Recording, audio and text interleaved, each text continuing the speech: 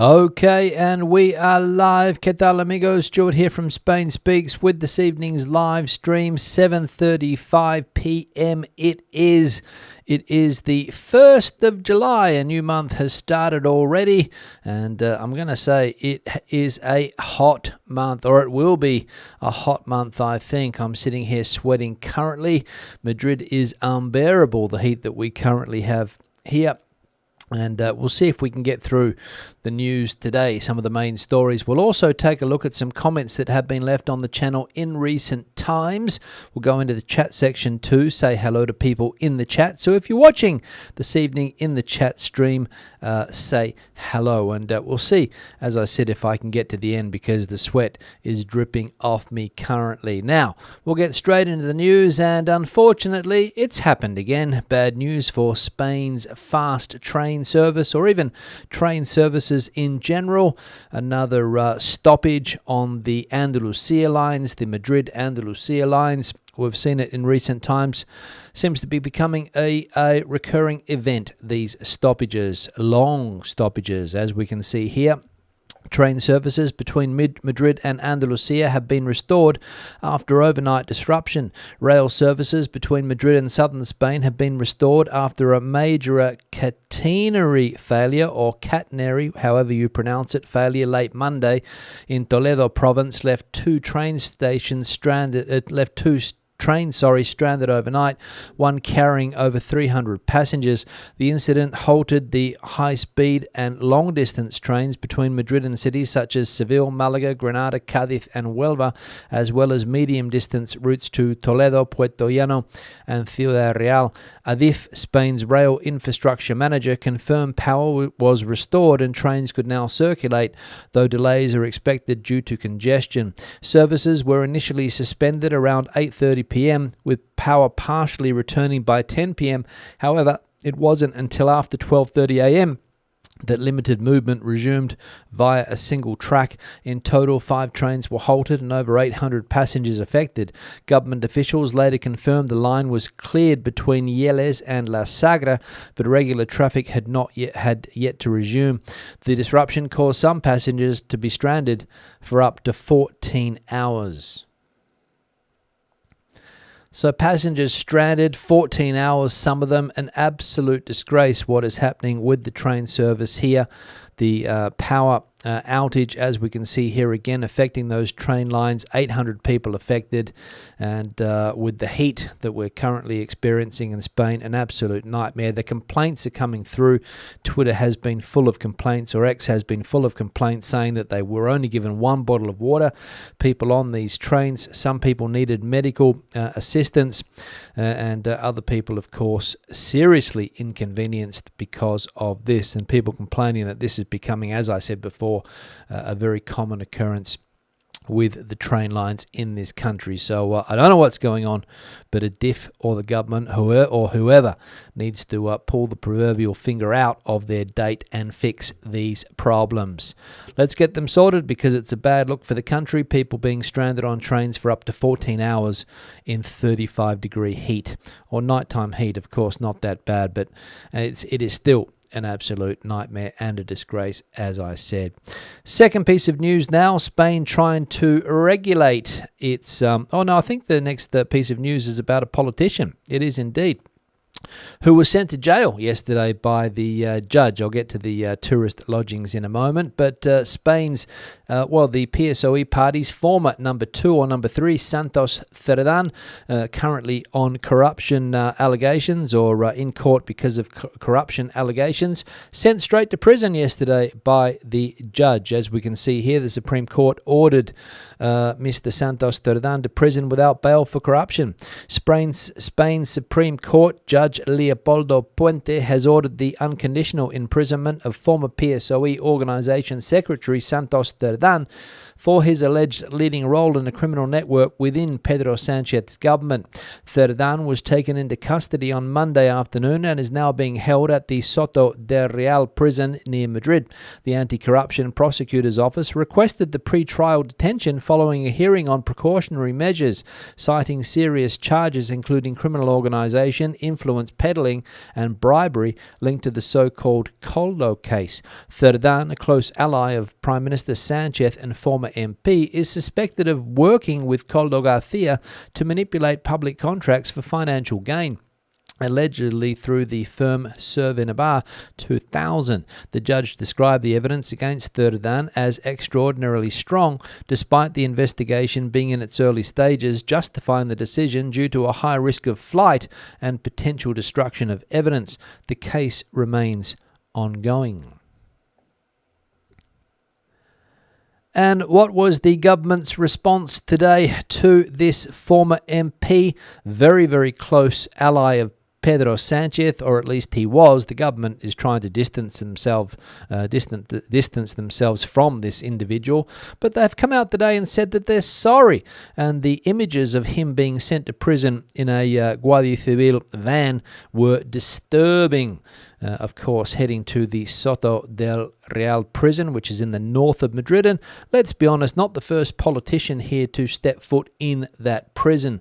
Over the years, numerous politicians have been made to feel welcome at that prison for whatever length of time. And of course, Mr. Santos still awaiting trial, but the judge seeing there, as we saw, a flight risk, and perhaps he's going to destroy the evidence if he was left outside of prison. So that's the issue that we're dealing with here. But of course, the government trying to shake this one off. Nothing to see here, they say. They've acted quickly by removing this person from the party. But of course, he was up there until the day that the police came knocking at the door. So we'll see if Mr. Sanchez has the cojones, the word that I like to use a lot, to step down or at least call elections. But I don't think that's going to happen, and the opposition party knows that too. Mr. Sanchez hell-bent on staying until the end of the term. Doesn't matter what happens, because he has the support of these minority parties here in Spain. The PP is trying to move a vote of no confidence. They have announced that today, saying that the situation here is unsustainable with the current government and these corruption chances. But do you reckon Mr. Feijóo would be able to get a motion of no confidence across the line? Well, probably not, because as we can see here, the PNV, the ERC and Podemos reject his no confidence bid, and Junts per Catalunya demands a meeting in Waterloo. The PNV being the Basque Nationalist Party, and the ERC party is the Catalonian Republican Party.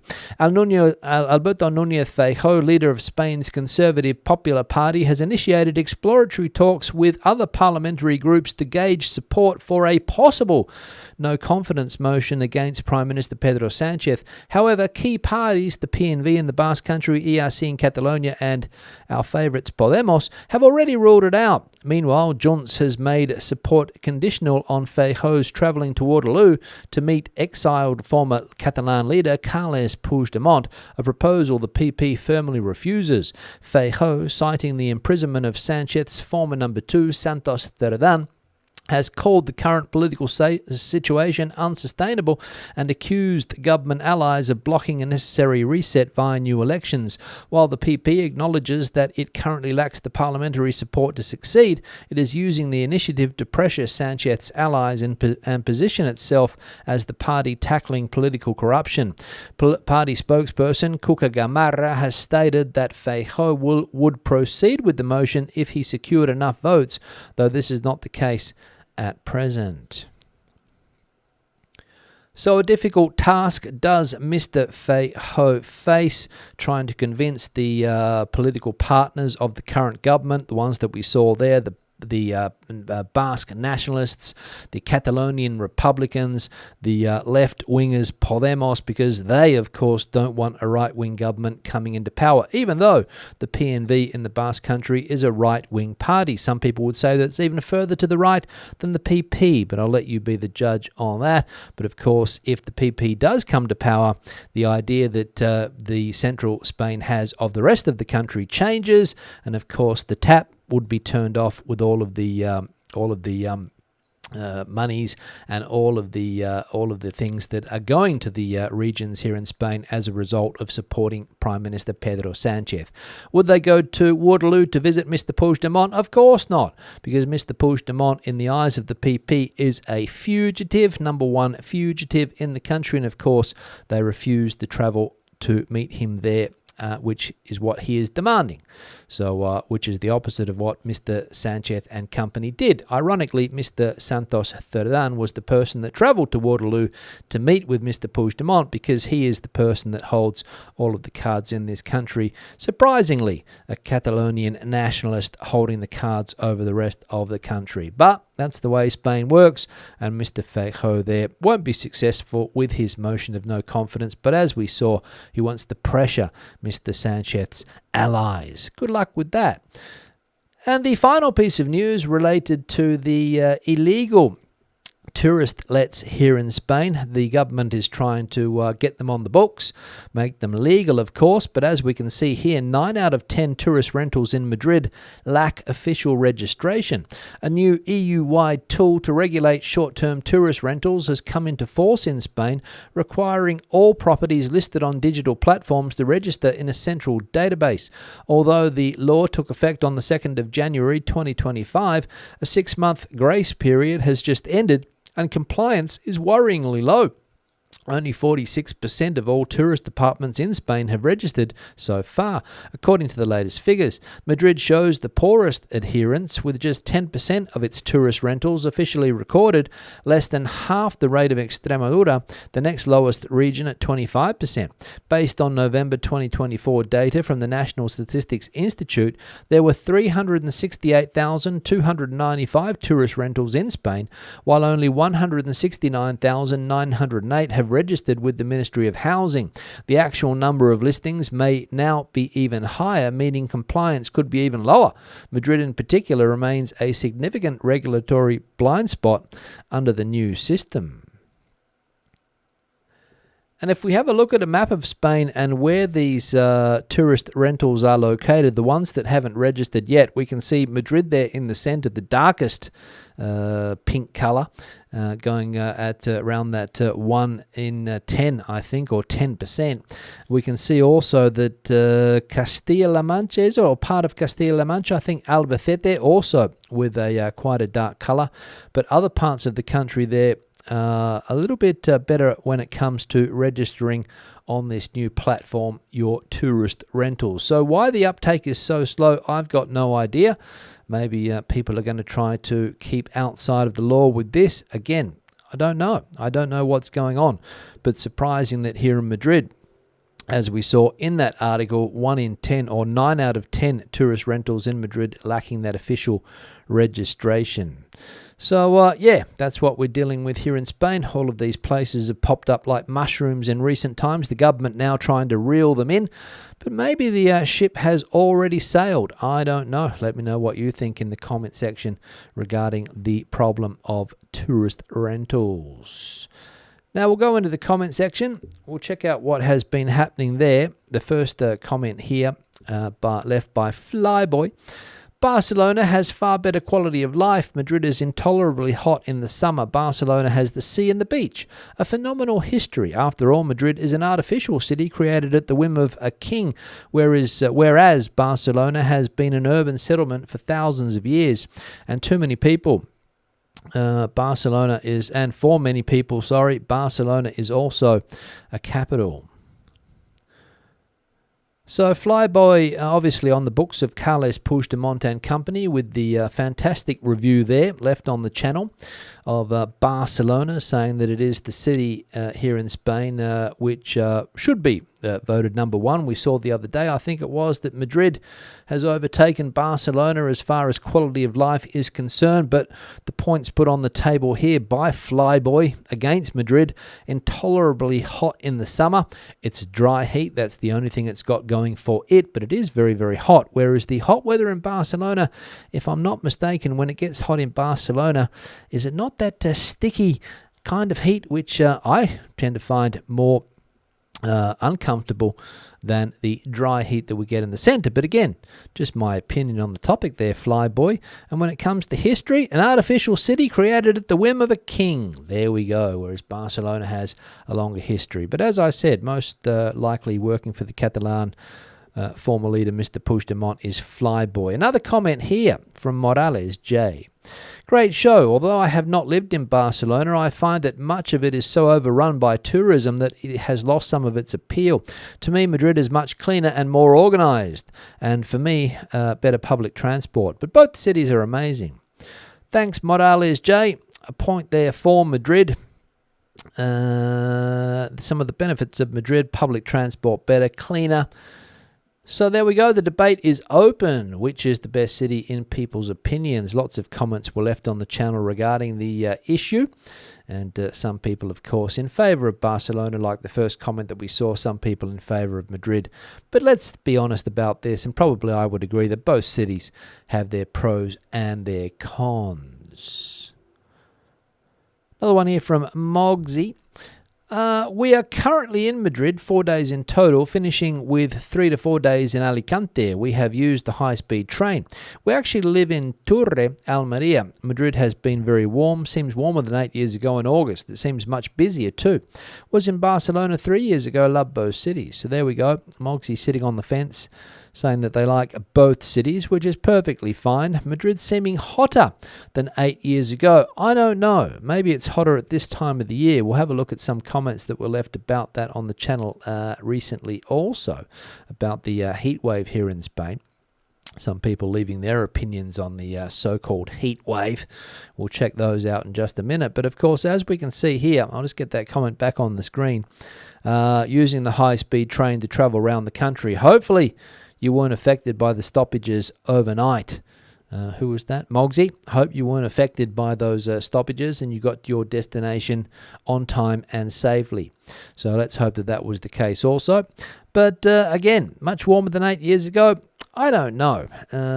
It depends. The whole thing about this heat wave is that it's come very early this year, starting probably 2 or 3 weeks ago in the middle of June. The highest temperatures ever recorded for the month of June we saw the other day. So that's the issue that we're dealing with here currently. But yeah, I agree with some people. Spain is a hot country. The central part of the country is hot. Of course, you can debate whether it's becoming hotter or not, but statistics seem to be saying that it is. One here from Gosta, I think. I can't handle more than 25 degrees Celsius. So happy I don't live in Spain. LOL. Well, if you can't handle more than 25 degrees, yeah, you wouldn't go very far in this country, I am afraid. I'm afraid you wouldn't go very far in this country. 25 degrees Celsius, even in the north of the country at the moment, you won't find those temperatures. They look more like nighttime temperatures, 25 at the moment, because here in the center it's getting up into the high 30s. So 25 is more like a nighttime temperature. So if you were to spend all your time indoors during the day, only come out at night, you might be able to adapt, but otherwise I reckon you would struggle. No doubt coming from a Nordic country there where the temperatures, of course, are a lot cooler. And I complain. I've lived with heat all my life. I lived in Australia for 30 years, came to Spain. No difference as far as the summers are concerned. Hot there, hot here, and wow. It is what it is. Another one here from Steve-O. At least the dogs stop barking in the hot weather. Thanks, Steve-O, for the comment. Yeah, can't hear any dogs barking currently. They're all seeking cover. My dog is over there under a sheet at the moment, trying to stay cool in some type of cubby house setup. You don't see her very much. Take her out early in the morning for a walk. She gets her exercise in. She disappears for a few hours, then she comes back when she wants something to eat. So that's what we're dealing with the hot weather, and dogs are not barking currently. Not really a problem where I am, but I imagine in some of the smaller towns that dogs barking can be an issue. Final comment here from the Great Awakening. Now, I'll just say that the Great Awakening as a name really says a lot about the type of comment that we're going to get here. Total BS. It's called summer. Now, this wasn't the only comment on the channel that had a similar tune, let's say. BS. It's called summer. I'm not going to listen to any expert out there, a meteorological expert, someone who's worked in the industry for years, scientists. I'm not going to listen to them because I know I do my own research on these topics, and it's called summer. It's absolute BS. It's not hotter in Spain than it used to be. The June temperature records are an absolute lie, absolute bollocks, as they would say in the UK, because the Great Awakening 7 thinks that is the case.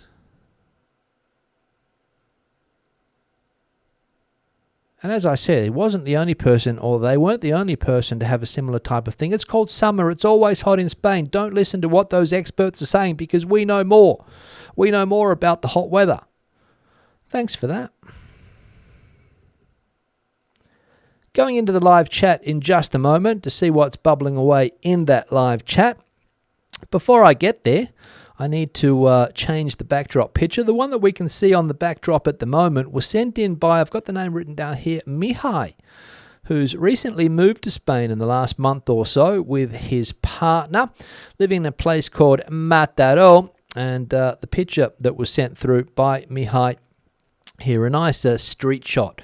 One of these streets that obviously difficult to get up, easy to get down, heading down to the beach there in Catalonia, the suburb of Mataró, or the city of Mataró, which I believe is close to Barcelona. So thanks for sending the picture through, Mihai, and I hope you are enjoying your time here in Spain. If you've got a similar picture that you would like to see on the backdrop, I'm running a bit low, to be honest. If you've taken a picture on your holidays this summer or spring or whenever you were here, send it through.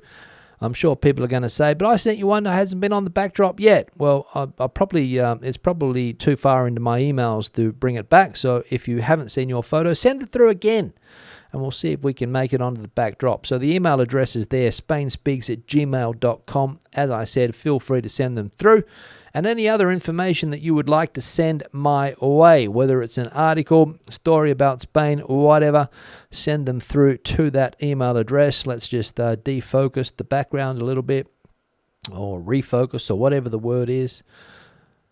And so thanks, Mihai, for sending that picture through. Now, I'm also going to put the like icon on the screen. We're currently sitting at 65 likes, so if you haven't hit the like icon yet, do us a favor. Hit the like icon just below the video. You will find it. If you're watching on a television, go into the settings. You'll find the like icon there. We'll see if we can get up to a decent tally today, considering that there's 251 people watching at the moment, but only 66 likes. So, what's holding you back? It's free. Hit the like button if you like the content. If you don't like the content, hit the dislike button. It's all the same. Whatever. Now, what else do I need to do? I need to thank people that have supported the channel in recent times. Very important. The supporters on Patreon, the supporters that have bought me a coffee, the people that are supporting the channel, with the super thanks. Thank you very much for that. And also the channel members of this YouTube channel. There we go. From 99 cents a month, you can become a member and help supporting the channel. Now we just got a dislike. So somebody obviously is not watching the content, wasting their time as well. Or maybe they hit it by mistake. I don't know. But it's always interesting to see these like buttons and the dislike icon that I have on my screen here go up and down accordingly. Now I'm going to go into the chat section, see what is bubbling away there. Let's see what we've got going on here. Valued member Andrew, the first person that I can see in the chat at the moment. Good evening all. Hope you are well and coping with the heat. It's been 33 degrees here in London southeast. Now, the time that I spent in London back in the day, back in the early 1990s, I know that 33 degrees for that city is hot. I also know that Hyde Park would have been full of white bodies sunning themselves, people trying to stay cool on a hot day in London southeast. Absolutely. Janet coming in from Oxford, where I also imagine that it's hot. Valued member 2 is Janet. Thanks for that. John, 1965, the high flyer. Evening all. Another scorcher today in the UK, but cooling off tomorrow apparently. Back to the heat next week when we return to Almeria. All the best, John.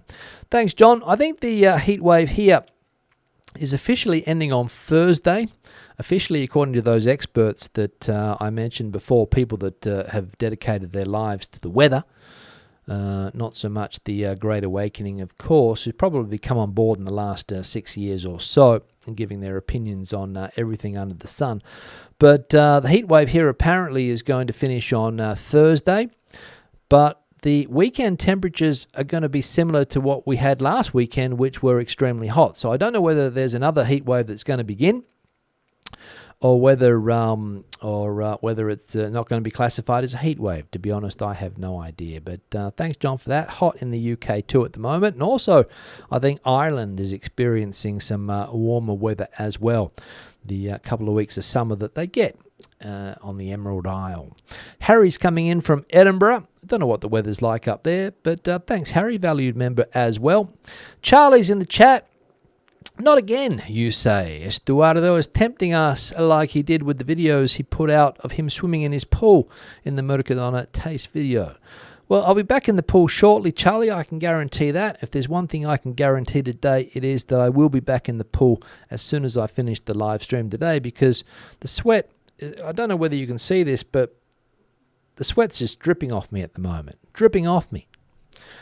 Renon's in the chat here. Nice weather in LA. Thanks for that, Renon. Hopefully not too hot. Spanish Magpie. Oh, I always watch this on playback later. It's time to watch the stream live. Happy times. Thanks for tuning in today. Spanish Magpie. Barbara's in the chat, 32 in the Playa Flamenca. No, it's probably not too bad, but high levels of humidity down there, of course. What else we got going on here? The dislike button's getting a bit of a workout today. Maybe some people don't like some of the comments that I've been saying. Interesting. Spanish Magpie, I've always watched your videos since March 2021. Thank you for the incredible work. I tell lots of English-speaking expats about you here in the Altea area to watch you on YouTube. Thanks for that, Spanish Magpie. If people are interested in the news, I talk about what's happening here in Spain. There are other people putting videos out that say Spanish news, but I don't know where they get that news from, to be honest. But always talking about what's going on here in Spain, because I think it's important that if you're living in a country, and there are lots of people living in Spain nowadays that maybe don't speak Spanish or in the process of learning Spanish, you want to know what's going on. I try to get news that's making the headlines, bring people up to speed on what's going on. So that's what I'm doing with these news channels. Kev, speaking of people that have moved to Spain recently, good evening, Stu and everyone. It has been cooler here in Mazaron today. Still toasty at 40 plus in the sun, rather than like at the weekend where it was 40 plus in the shade. Wonderful. So Kev obviously likes the hot weather. Fair play to him. Mike coming in from Vermilion in Canada. Enjoy the show. Thanks, Mike, for that. Plus 28 degrees Celsius there. Former Madrid resident, current Alcalá de Madrid temporary resident, and currently in Florida resident, St. Pete de Madrid, a.k.a. Dave. Hola, Stu and Dollars. Wow, no trains on Monday for me. It's becoming a joke. It does seem to be, Dave, it does seem to be becoming a joke, the train situation here, for whatever reason. I mean, blackout aside, I was stuck on a train for 7 hours that day, but people were saying they were stuck on a train yesterday for 14, and these stoppages are becoming far too common an occurrence, we think. Oscar coming in from Houston, Texas. Hot as Spain here, 100 degrees Fahrenheit. Thanks for that. Yes, Oscar, we are in the hot months of the year, of course. We saw in Spain last week, according to the experts, some people don't agree with it, of course, but we're breaking records. Flutter Girl, back from Bilbao with a day trip to San Sebastián and a few days in London. Thanks for that. Enjoy your time in the north of Spain. Chris is in the chat as well with an emoji. So I can't put that on the screen because I can't see the emojis here. The humidity level, according to Andrew, in Almería in the last few days has made life very uncomfortable. Yes, it's the humidity. What do we prefer? Do we prefer the dry heat that you get in central Spain, or do you prefer the hot, humid weather that you get in the coastal areas? I know what I prefer, even though I'm currently sweating my life away here. what we got going on here? Let me have a look. Let me just skip through a couple of the troll comments. Dave saying again that Feijóo is not the man to lead Spain into the future. They should go ahead and elect a Ms. Ayuso and be done with it. Yes, Dave, I'm sure people would agree with you with that comment there. Spain needs a tougher leader, maybe, a Ms. Ayuso, somebody who's willing to stand up and take it to Pedro Sanchez with a no-holes-barred approach. Of course, other people would worry for the future of Spain if Ms. Ayuso got elected as national leader, of course. She's currently the president of Madrid, the Madrid community. And the next step, well, I'm sure that she would like to be taken up. And some people would argue, Dave, that the only way that the opposition parties will get back into power if they do have a stronger leader to try to appease the more radical right wing of society. Wasn't Barcelona's beach created for the Olympics? Probably, Dave, it was. I don't think there was much of a beach before the 92 Olympics, 92 Olympics. Barcelona experienced the transformation as a result. Lots of investment, state investment going into the city of Barcelona, local investment as well.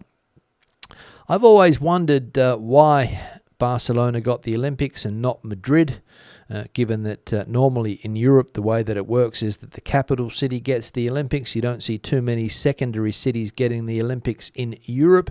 Maybe it happens in the New World, in the States and Australia and places like that, where big cities get the Olympics, not necessarily the capital. But here in Spain, for whatever reason, they decided to put Barcelona forward. And of course they were successful, and the city changed forever as a result, for good or for bad, you could argue. Probably more for good than for bad, but maybe all of the problems that Barcelona has today can be traced back to the Olympics. I don't know. What else we got going on here? Let's have a look here quickly. Antonio saying, hello, Stuart and everyone. Great live. What else we got going on here? Not many white bodies left in London. I imagine they would all be a nice pinkish, reddish colour at the moment, no doubt. I'm not criticising because my skin would go exactly the same colour if I were sitting in Hyde Park on a 33-degree London day. But I'd probably keep my shirt on. I'd probably put a hat on as well. But that's just me. Marlene saying, hope everyone is okay with this hot weather. Well, we haven't got much choice, Marlene. We've got to put up with it.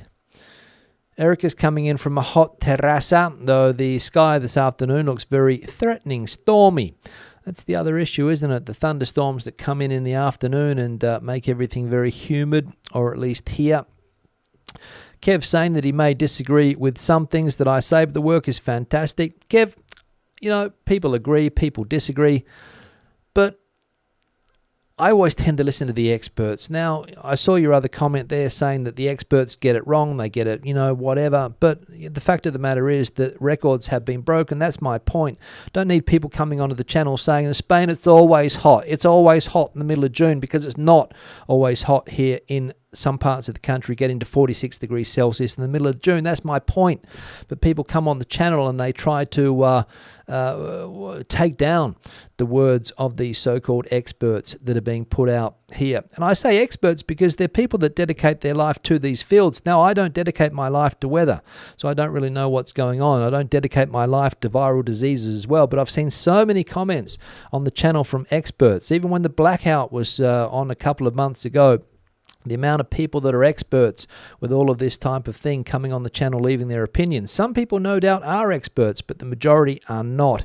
They're just people that have opinions on things, but of course that opinion loves to be pushed forward onto other people. And when you start to say it's rubbish, that Spain's always hot, that they're not breaking records, they're lying to us,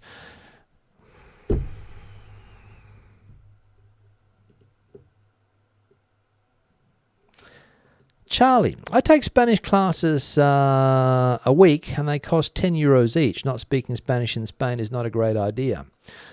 Yes, Charlie, I've always said that if you're going to live in a foreign country where English is not the language, you have to learn the local language, whether it be Portuguese, whether it be Spanish, Italian, Greek, whatever the country.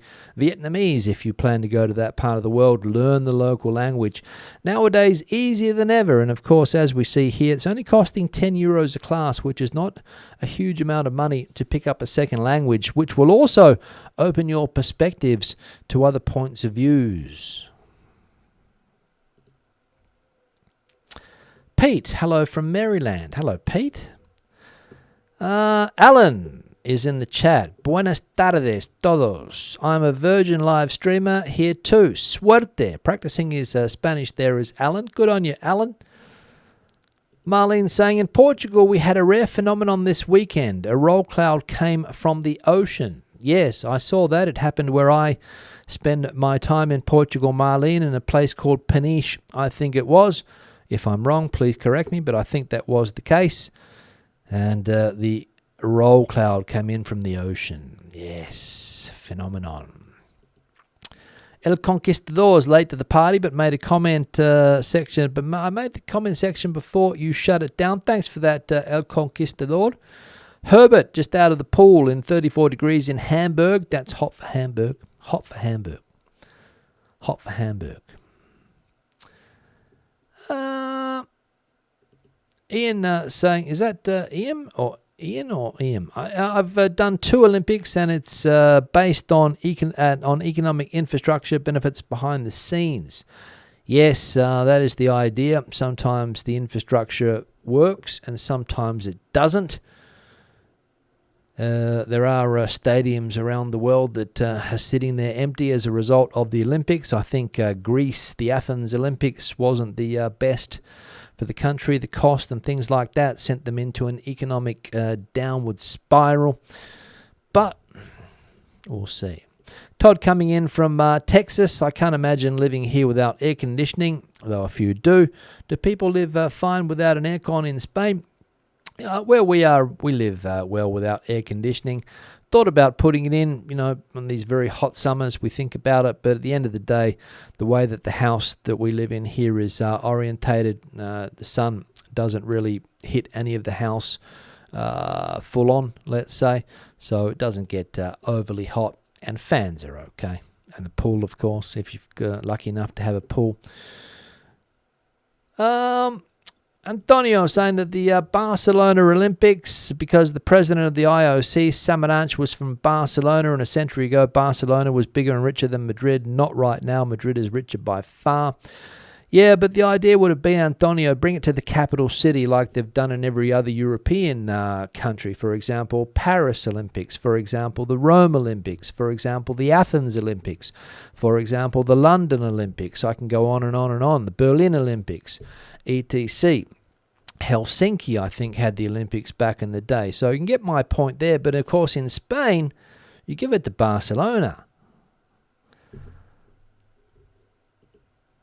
Primarily because of Samaranch, most likely, but I'm sure governments also can influence the decisions there at that level, I think. What else we got going on here?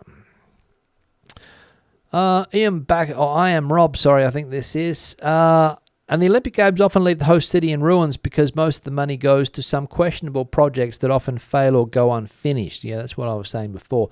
Chris is saying like in Birmingham, broke. I think Birmingham didn't have the Olympic Games, if I'm not mistaken, Chris. It might have had the Commonwealth Games. But the Commonwealth Games can also leave economic holes in government's budgets. Talk to Victoria. And what else we got going on here? If you could do this move again, Madrid versus Barcelona, yeah, I wouldn't change anything. Moose, I would come to Madrid over Barcelona, personally. Charlie, Charlie doesn't have air conditioning, but what I do have is a window and a fan. There we go, the old-fashioned way. Kev saying here, it's called weather stew. Climate is very different. The spike in climate is nothing compared to the medieval or Roman warning periods, and that not included pre-industrial revolution data. I'm not going to go into the argument, Kev. All I do is say what's in the Spanish news. That's all I do, and comment on that. I'm not going to go into historical data, pre-industrial revolution data about weather and climate. You can do that yourself. But all I know is that what I read in the papers is what experts are saying, and I have no reason to dispute it. That's all.